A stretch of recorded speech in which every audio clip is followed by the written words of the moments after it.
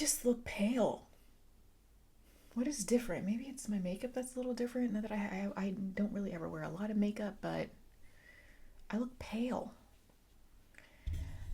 Okay. Can you believe I'm recording this November 23rd, but this batch of videos that I'm recording, they're going live in December. So I'm recording my December videos. Long story short, how do we get here? I look so tired. Let me stop critiquing myself. Anyway, 2024 flew, didn't it? It did. It was ghetto, but I said last year was ghetto. I distinctly said in a video last year, 2023 was ghetto. Little did I know. 2024 was... Okay. Anyway, here we are. So, that was a fake smile. This batch of videos is... I'm recording 4, but I am going to, in a couple weeks again, sooner than I typically would, record another batch of videos because it's just that time of the year. I want to record my top reads of 2024. Well, I say 2023. I want to record, I want to do a book haul. I purchased way less books this year. The amount of books that I'm getting rid of, I got rid of more books than I purchased. Again, if anybody has seen my hauls from like 2023 and 2022, what I'm going to be hauling at the end of the year is what I could nail in 1/4 of a previous year. So yeah, I'm not checking myself out in this thing. There's something poking me in my eye. Okay. Yeah, I just didn't. I bought very deliberately, and I've been going through my shelves. I'm going to do another unhaul. Actually, I have a whole stack of books right here. I looked back at my shelf, and I'm like, I just don't think I'm going to read these books. They've lost interest. And the reason why, and I'll get to this when I do this video, I'm rambling. The reason why they've lost interest is because of 2024. Sometimes you just go through certain things in life, and you're like, I'm just not in the mood for fluffy lit. I am not. I've never been... If you've been on my channel for a while, I don't typically read fluffy stuff, but there's nothing wrong with reading fluff. I get why people read it. They're cozy, they're comforting. It's like why there are certain shows that people watch that are just, they're comfort shows. I get it. But when I read, I like the heavy hitters, and I'm just in a mood. I'm back in that mood. I just want my books to be heavy hitting. All right, I just do. That's just really my jam. But you're gonna see. There's a reason why I'm unhauling some of the stuff that I'm unhauling. Sometimes in a lot of ways, it's no fault of the books. It's just I feel like I've outgrown them after this year. So anyway, that's it. Oh, I will be recording also why I think negative book reviews are important. That is going live in the month of December. Let's hop right in. This video, as you can tell by the title, is The Earth and the Earth Will Sit on the Moon by Gogol. I have wanted to read Gogol since my sister and I lived together. We don't live together anymore, but we lived together for a period of time in this particular space that I'm in now. And my sister, I think, is also a person who likes heavy-hitting books, but my sister typically reads nonfiction, and when she picks up fiction that she really likes, it's usually really good because she just doesn't have the patience for stuff that even I may have the patience for. So if my sister's reading something that's fiction and she's like, oh, this is so funny, I really like this, it's good. And I remember her reading, I want to say it was The Overcoat by Gogol. She had a very slim penguin volume of it. And I remember her chuckling while she was reading it. It's got that, Gogol's got some really good dry, cheeky humor. But so I've been interested in Gogol since. But in that strange way, our world is arranged. Petty causes have always given birth to great events, just as great ventures have always ended with petty consequences. So And the Earth Will Sit on the Moon is a collection of short stories of some of Gogol's, I would say, most well-known short stories. This was curated by Pushkin Press, and some of the Pushkin Press short story collections are difficult to get a hold of. They're out of print. This one is still in print, from my understanding. This collection is my first introduction to Gogol, and let me just read off the short stories that are in this particular selection. So if you're interested, you'll know what's in here.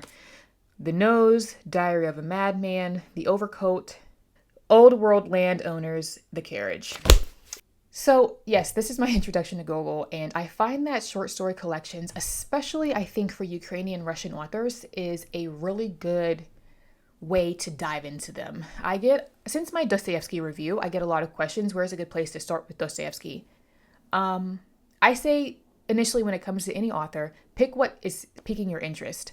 Even if it's one of the heavy hitters, just jump into whatever synopsis of that author's work is intriguing to you the most at that moment. But I do think that short stories is a really good place to start. For Dostoevsky, I do have a collection of short stories from him by Pushkin Press called Bad Business. Pushkin Press as well. You might want to start there. I haven't read this yet. I've heard it's hilarious. Dostoevsky is actually quite funny. My hair, oh my gosh, my hair is getting longer and it's giving. So yeah, I'm all over the place, as you can tell, coffee. So yes, I find that short story collections can be tricky to review. I do not go into each plot of each short story. I just look at what this curation is and I pick up themes across the entire curation and I go from there and I get an idea of how the author writes overall. So as I was reading this collection, the words that kept coming to my mind were like magical realism, or even if there was something fable-like about these stories. Gogol has a dog that talks. Like, he actually lets you in on the thoughts of this dog, and this thought, even if the humans don't understand what this dog is saying, this dog is talking. And there's a nose that runs away from his owner's face. Obviously, the nose is the name of the story, the short story. It's cheeky, it's funny. But at the same time, Gogol is using this really dry humor. He's using hilarity to drive home deeper messages. And isn't that the point of the written word? Isn't that the point of jokes in a lot of ways? That's why, I think comedy is so important, and making sure that comedy stays comedy, and that comedy is not supposed to be politically correct, in my opinion. It's supposed to use laughs to get us to reflect on ourselves. But, this day and age, I was listening, this is all over the place, isn't it? I was listening to a comedian. Who was it? I can't even remember which comedian it was, but they were saying how, like, comedy has changed because people try to cancel you because you're not being politically correct. I can't remember who it was, to be honest. It's a comedian who's been in the game for a long time, though. But anyway, in my opinion, in comedy, nobody's off limits. I said what I said. Gogol uses humor to drive home a deeper message. And here's a quote from Diary of a Madman. I have long suspected dogs of being far more intelligent than humans. I have even noticed that they would speak were it not for their particular stubbornness. A dog is a politician through and through. It notices everything, watches every move a human makes. He's also making a point here about politicians, as he low-key calling politicians dogs. I like it. This is a quote from The Nose. I said nose. You've got it all wrong. It's my nose that's up and disappeared. My own nose, some diabolical joke at my expense. Then another character says, but how could it have vanished? I'm not sure I quite understand. How should I know? What matters is that he's currently making the rounds of the city and calling himself a state chancellor. These stories also collectively show that Gogol highlights how people operate under facades. So he is writing and publishing at a very interesting time in like Russian history, and he's writing in the 1800s, but it's like mid to late 1800s. Hold on, I know there's a translator's note. I was right, mid-ish, 1830s, Petersburg-ish. He was born in 1809. There's a lot going on in Russia at this time. Some changes politically, culturally, what do you say?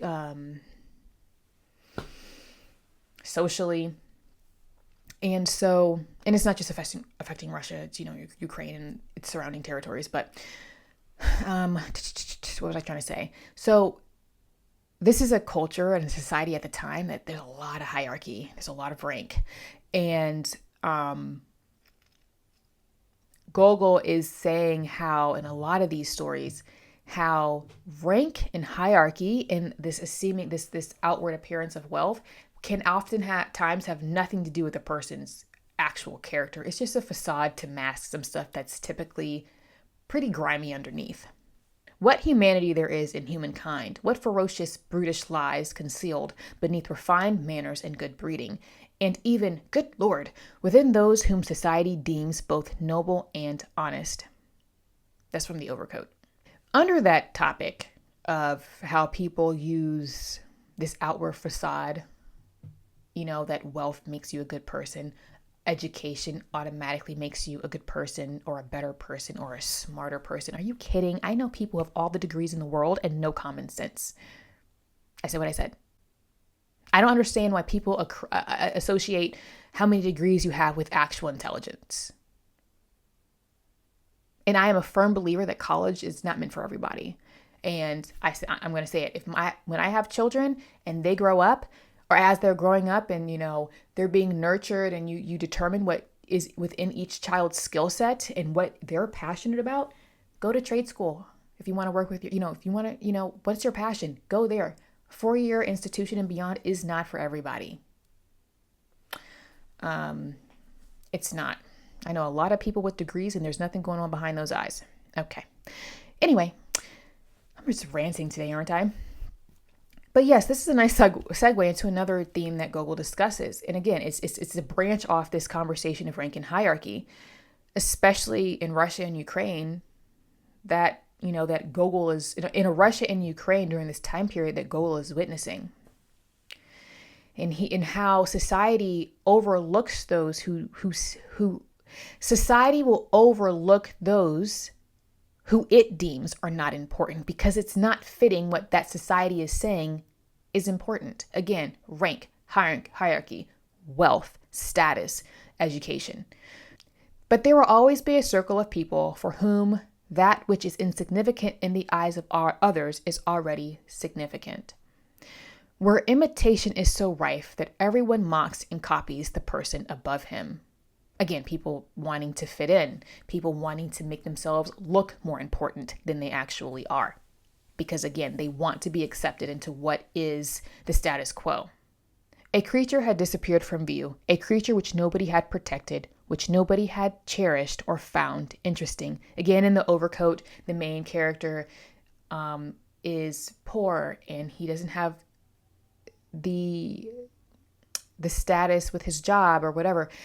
And when he gets his overcoat was literally falling apart. And so he gets a new one and it's a nice overcoat and people start treating him differently because now he's starting to look the part.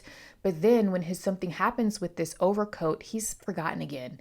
And no one cared for him because of how he looked.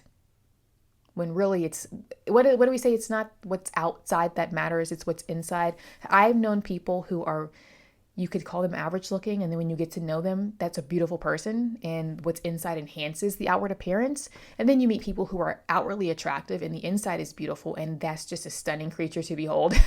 And then there are people I've met who are just very attractive and they open their mouth and you're like, what a waste.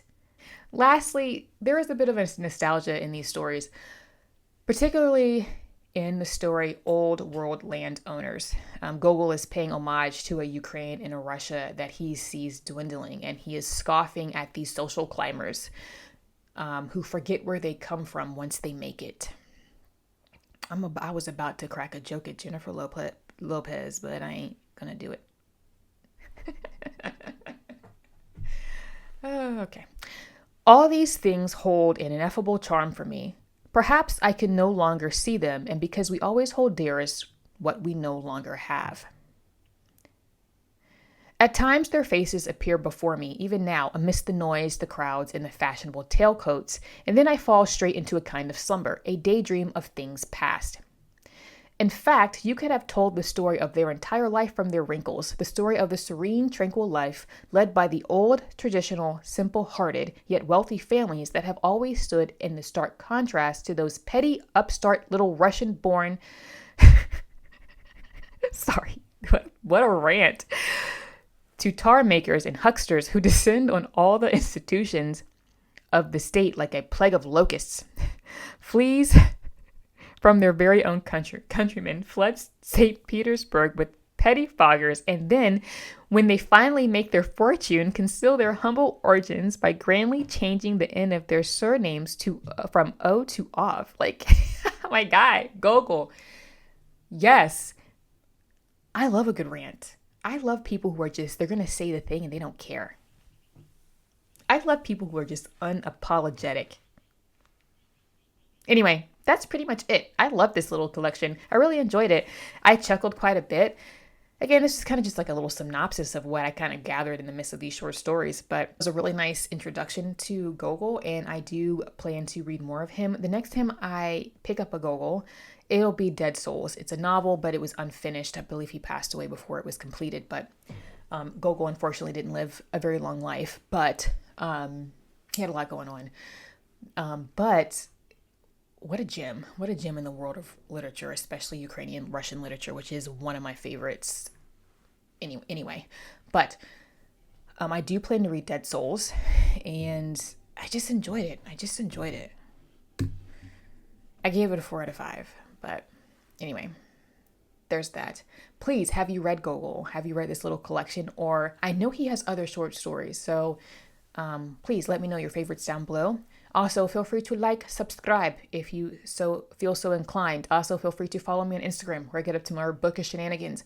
I post all of my content there first, book-wise, and I also occasionally post the goofy Instagram reel or meme in the stories because I like to laugh. I like to have a good chuckle. And so, yeah, I will see you in the next one. My brain blanked. Bye.